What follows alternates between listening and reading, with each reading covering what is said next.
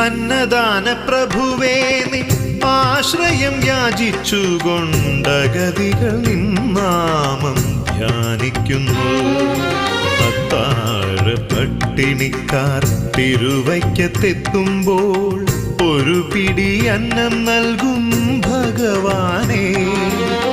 അന്നദാന പ്രഭുവേ നിൻ ആശ്രയം യാചിച്ചുകൊണ്ടഗതികൾ നിന്നാമം